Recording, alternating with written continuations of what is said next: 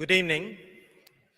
It's my privilege to introduce Mr. T. Rabi Shankar, a career central banker, and he joined the Reserve Bank of India in 1990. And he has worked in various capacities till his elevation as the Deputy Governor in May 2021. His current areas of responsibilities, it's easy to say almost everything.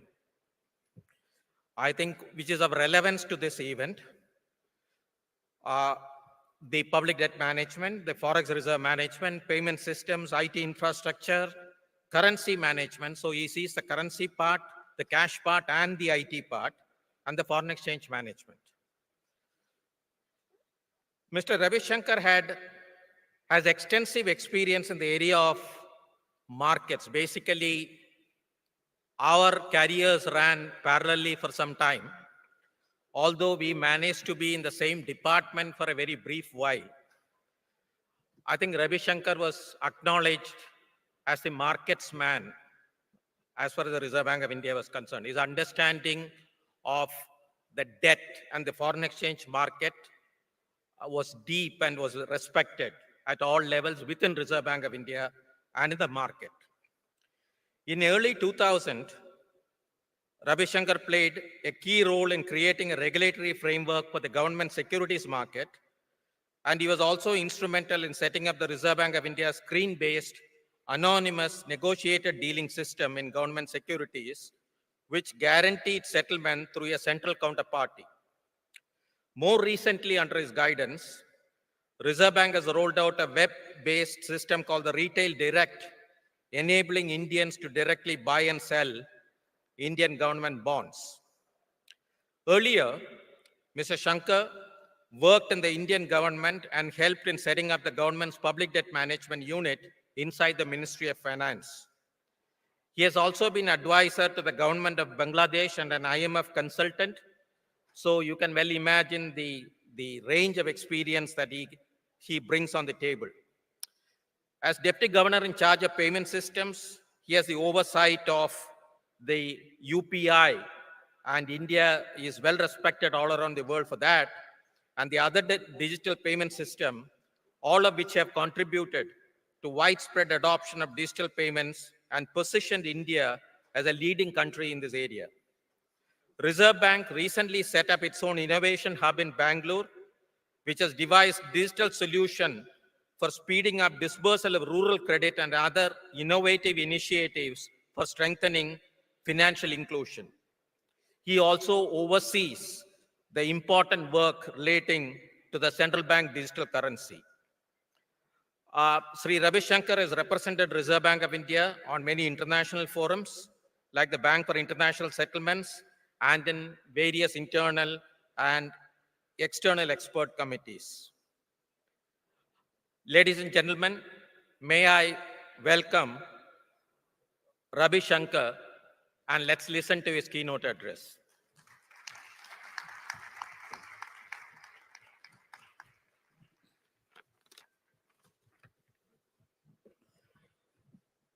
Good afternoon, Mr. Gopal Krishnan, Mr. Padmanabhan, organizers of the Global Fintech Festival, delegates from both India and abroad, ladies and gentlemen.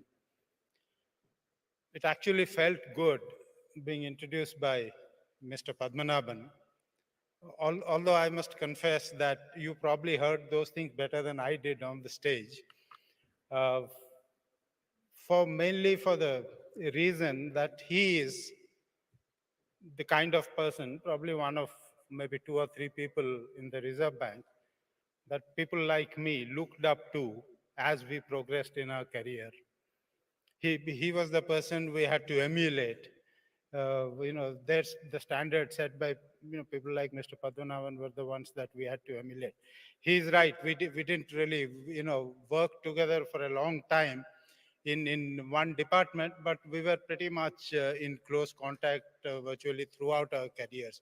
In fact, when I joined the Reserve Bank of India, which was in Trivandrum, Mr. Padmanabhan was posted in Trivandrum, but he had just left around that time. So feels great, and with all familiar faces from the industry.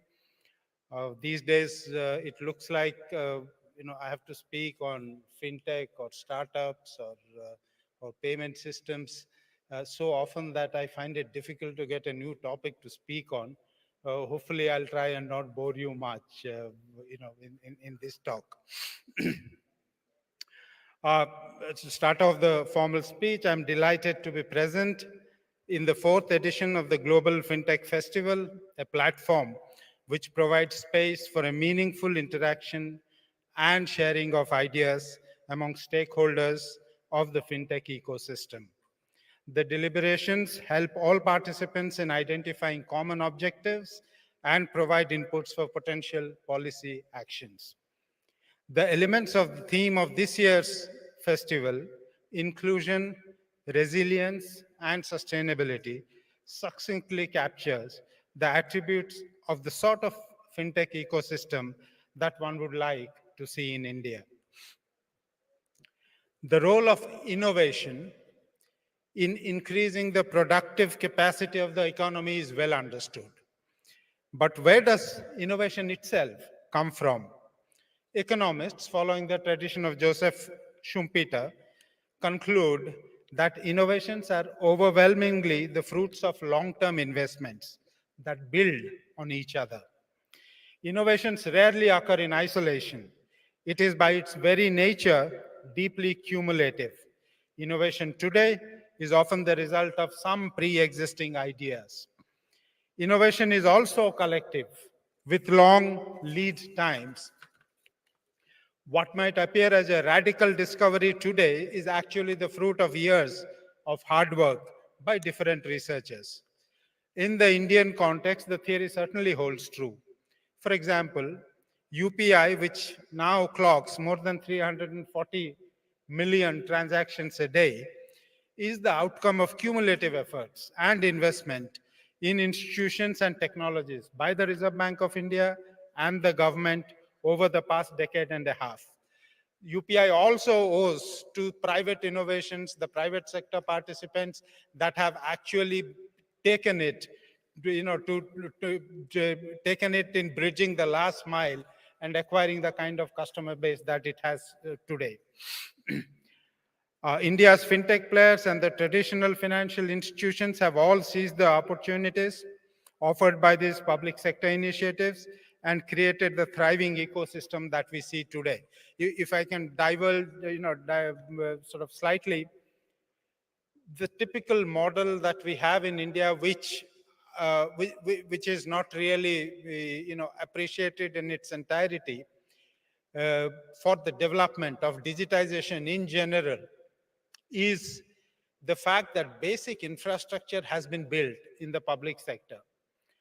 Now, basic infrastructure building for a private sector is not generally seen, not just in payment system, but in any aspect of economy because of the long gestation periods and the huge investments required. These basic infrastructures built in the public sector are then kept open to the innovative and creative fintech and startup ecosystem that we have, who create products, who innovate products that meet the requirements that are the call of the day at that point in time. This structure that we have, that the infrastructure is created in the public sector and the private sector is given a free hand to innovate on it, is probably unique to India. Now, to be sure, innovation in the finance space is not a recent phenomena. Wire transfers or ATMs are also instances of technological innovation, as are modern stock exchanges with their anonymous order matching systems or algorithmic trading. Mr. Padmanabhan referred to the NDS home system that was introduced in 2005 in India. This is a stock exchange like anonymous order matching system for bond markets. At the time that it was introduced, it was unique. No other major market actually had an anonymous order matching system for doing bond trades, for doing wholesale bond trades. In fact, I think to this day, there is no other major market where you have price discovery in the anonymous mode in the government bond market. In that sense, the NDS home system that we have had is probably one of the first few instances of a major fintech innovation. All these changes, whether it's stock exchanges or or ATMs, for example, was a fintech innovation, we can call that. But all these changes were gradual and enable the financial system to adapt to the new technologies in a by and large non-disruptive manner. What is different about the recent innovations is the speed and the scope of such changes, making them potentially far more disruptive. So much so that they merited the status of a separate industry and a new name, Fintech. It would be useful to remember that apart from the difference in speed and scope, neither the older innovations nor the current fintech innovations change the basic nature and functions of the financial system. The major transformation that characterizes the fintech ecosystem is the increased efficiency with which financial products and services are delivered and consumed.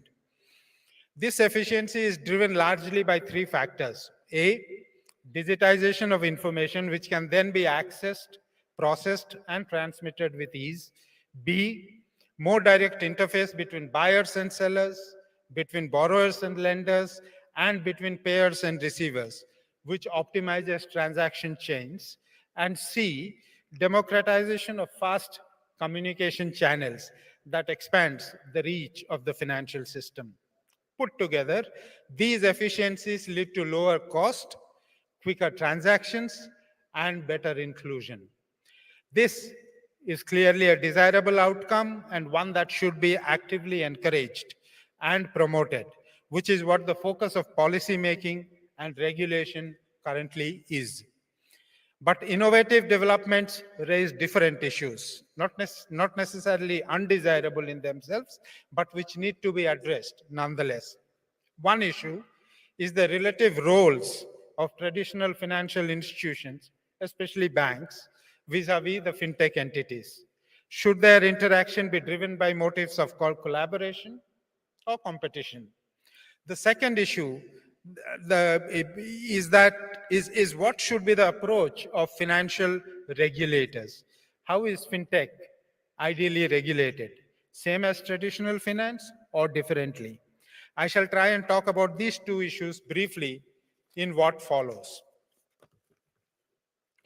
Traditional financial players, let's just call them banks for simplicity, have come to acknowledge the impact of fintechs on their functional roles, and they are reacting in one of two ways. The first way is by internalizing innovations, thereby placing themselves in competition with fintech entities. The second way is by collaborating with fintechs, either by engaging in one-on-one partnerships or by purchasing the services of fintech players. The latter kind of collaboration, purchasing the services, can also be functional in the sense that fintech entities can perform functions where they have the competitive advantage and banks can focus on areas of their expertise. While customers benefit from an improved experience with curated products and services at competitive prices, regulators also draw comfort in these arrangements as traditional financial entities like banks, NBFCs, which are well regulated, thank you, well regulated and continue to discharge the primary responsibility of risk management through their own balance sheets.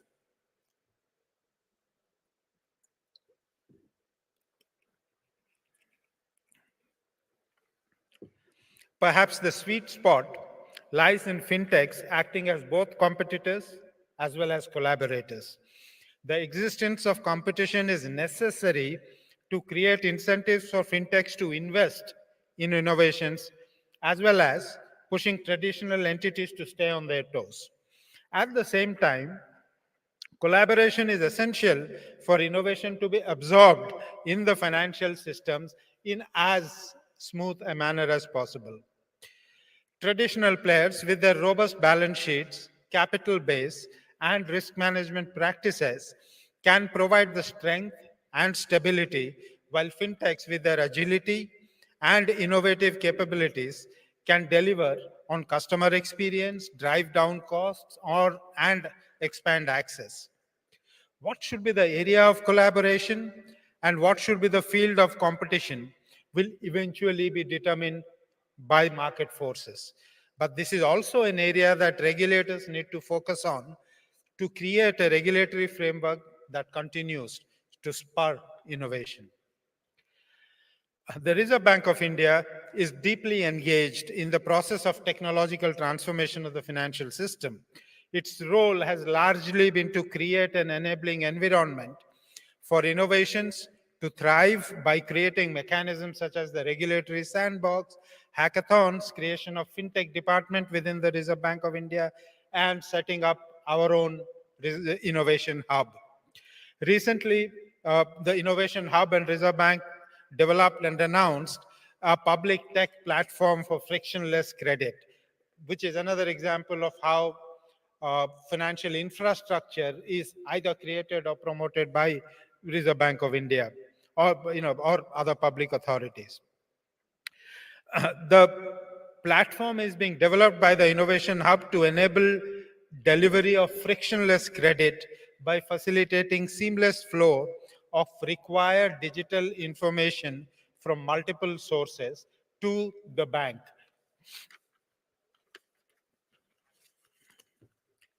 The platform will serve as a public good and exemplifies RBI's approach to fostering innovation. This is the fundamental role that RBI plays. At the same time, RBI also plays the role of regulating the evolving financial system to maintain financial stability. Rapid technological changes can outpace regulatory frameworks and raise issues about market integrity, consumer protection, data privacy, and fair market practices. The agility of new age fintech firms can challenge traditional regulatory models as well, making it difficult to ensure compliance at all times and maintain stability. The reliance on digital platforms also amplifies vulnerabilities to cyber threats and data breaches. As fintechs amass sensitive financial data, ensuring robust cybersecurity measures and maintaining data privacy becomes paramount to safeguarding consumer information and financial systems. The rush to roll out new products and services could potentially undermine market integrity and compromise customer protection. Therefore, while fintech innovation holds immense promise, a balanced evolution where innovation is responsible and inclusive is essential for the sustained positive impact of fintechs on financial services. The regulations for P2P in 2017, the guidelines for account aggregators in 2016 are examples of RBI's proactive developmental role.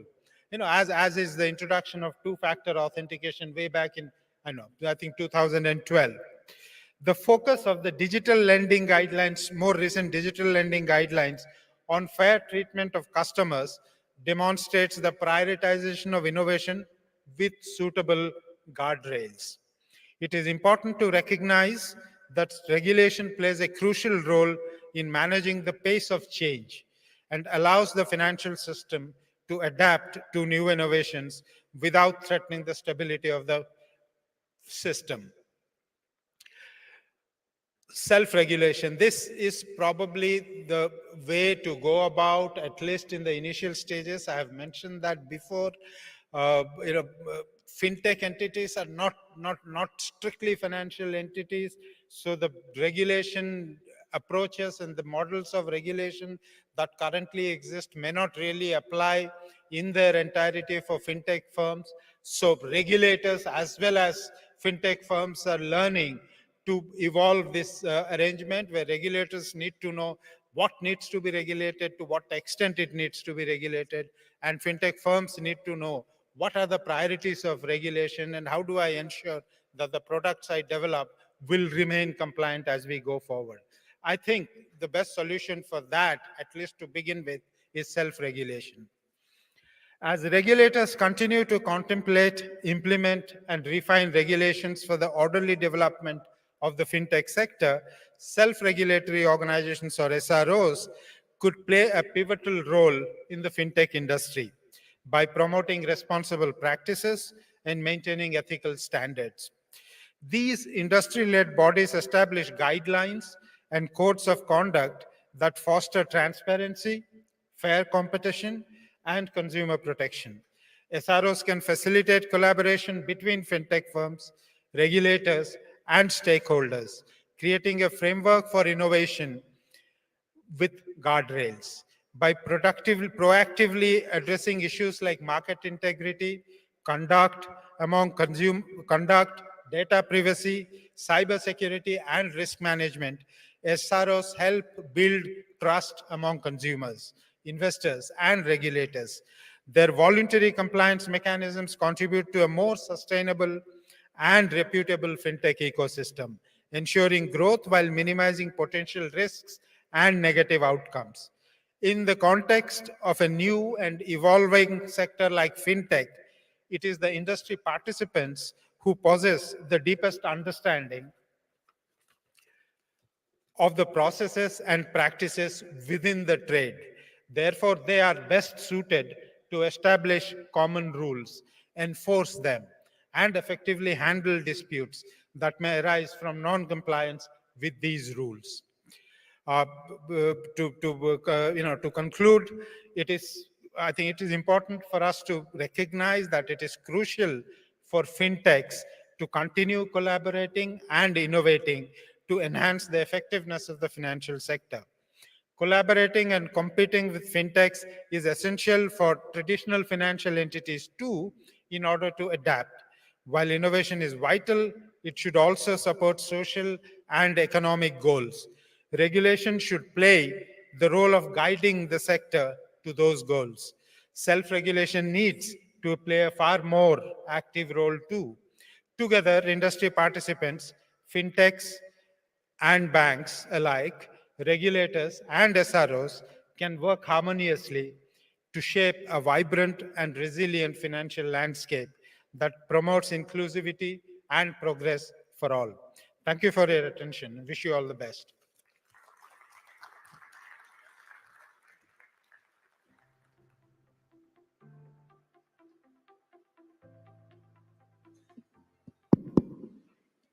Okay, thank you very much, sir. He has kindly agreed to take